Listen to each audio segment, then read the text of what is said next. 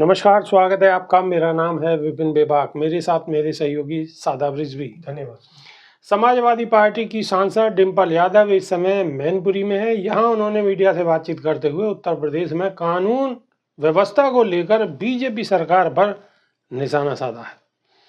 सांसद डिंपल यादव ने दावा किया है कि यूपी में महंगाई, गरीबी और बेरोजगारी चरम सीमा पर है।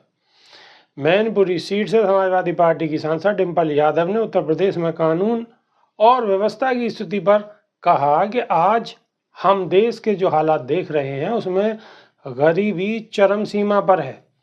पूरी व्यवस्था भ्रष्टाचार में लिप्त दिखाई दे रही है।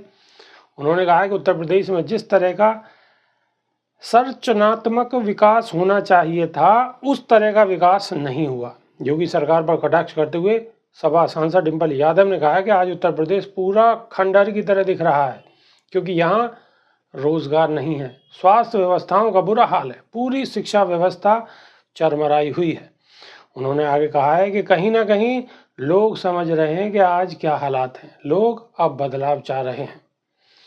समाजवादी पार्टी की सांसद डिंपल यादव ने भारतीय जनता पार्टी पर देश की अर्थव्यवस्था को कमजोर करने और जनता का ध्यान भटकाने का आरोप लगाया। उन्होंने कहा है कि बीजेपी समाज को आगे बढ़ाने की बजाय लोगों को आपसी झगड़े में उलझाकर रखना चाहती है, जिससे वो लगातार सत्ता में बनी रहे।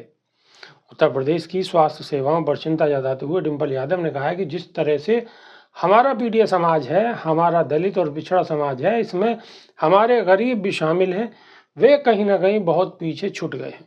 इस बात का एहसास पूरे पीड़ित समाज को है। उन्होंने कहा कि समाज का गरीब तबका, चाहे वह किसी भी समाज से हो, उन्हें भी इस बात का अंदेशा है कि उत्तर प्रदेश स्वास्थ्य सेवाएं चरमरा गई हैं। पूर्व मुख्यमंत्री अखिलेश यादव की पत्नी और मैनपुरी सांसद डिंपल यादव ने शिक्षा व्यवस्था पर भी सवाल उठाए और कहा है कि गरीब परिवार अपने बच्चों को अच्छी शिक्षा नहीं दिला पा रहा। सरकार पर निशाना साधते हुए उन्होंने कहा है कि सरकार सिर्फ लोगों को मुद्दे से भटकाने की सियासत कर रही है और जनता की समस्याओं की कोई उसे चिंता नहीं है।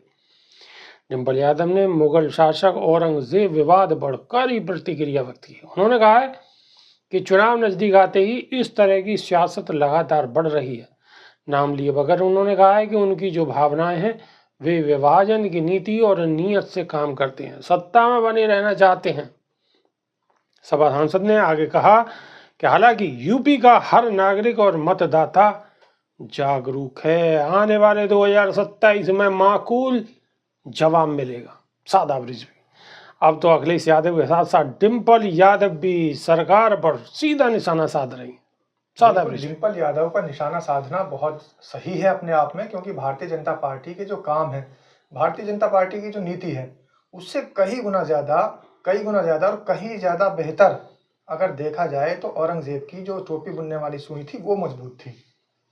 देखिए, भारतीय जनता पार्टी को 11 साल देश में हो गए और 11 साल में ही सारी पोल पट्टी कलाई उनकी खुलती नजर आ रही है। शिक्षा व्यवस्था चरमरा गई है, स्वास्थ्य व्यवस्था चरमरा गई है, परिवहन व्यवस्था चरमरा गई है, विद्युत व्यवस्था चरमरा गई है।